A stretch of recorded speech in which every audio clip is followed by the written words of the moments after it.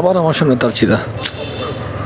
কেন যে এই ধরনের কাজগুলো হয়, এই ছোট্ট একটা মানে তারের জন্য কেউ পঙ্গুত্ব বরণ করতে পারে, কারণ হাত ভাঙলো, পা ভাঙলো।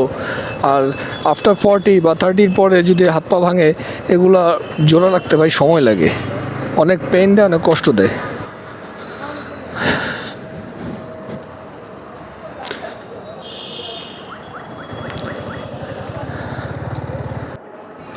আমারও তার ছিঁড়া মাথার, তারেরও তার ছিঁড়া।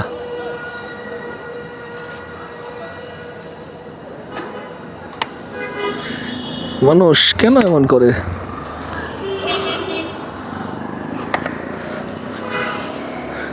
কেউ তা হতো হইতে পারে।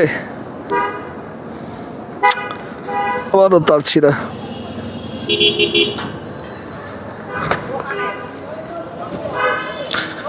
এবার ঠিক আছে।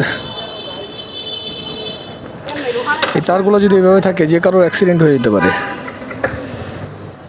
সেদিন যে তারটা ঝুলেছিল, ভাগ্যিস যে আমি একটুর জন্য বেঁচে গেছিলাম।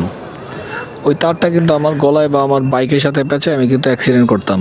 আর আমার যেহেতু একটু পিএলআইডি প্রবলেম আছে, আমি একটু না ভালোই প্রবলেম আছে। সো আমি যদি আল্লাহ না করুক বাইক থেকে পড়ি সামহাও, তাহলে কিন্তু আমার মানে আবার এই বেডে চলে যেতে হবে। তো যাই হোক, আমি আসলে সেই সেফলিভাবে বাইক চালাই। তো আল্লাহ আমাকে রক্ষা করছে। আর আমি আসলে চাই না যে মানে মানে নিরীহ কেউ কোনো মানে অ্যাক্সিডেন্টের শিকার হোক। এই তারে যদি কারো গলায় বা বাইকের সাথে পেঁচা যায়, বা গাড়িতে যে স্ক্র্যাচগুলো পড়তেছে, এই স্ক্র্যাচটা যেন কারো যেন ক্ষতি না হোক। দয়া করে আমরা যখন যে মানে আমাদের সামনে কোনো সমস্যা থাকবে, আমরা চেষ্টা করব সমাধান করার জন্য। সবাই সবার দিক থেকে যতটুকু পারি, এই দেশ আমাদের, মানুষ আমাদের, সবাই আমরা আমাদের সবাইকে হেল্প করব। তো সবাই ভালো থাকবেন, সবাইকে সচেতন করবেন, প্লাস নিজেরাও সচেতনভাবে চলবেন। আর যদি পারেন একজন আরেকজনকে হেল্প করবেন।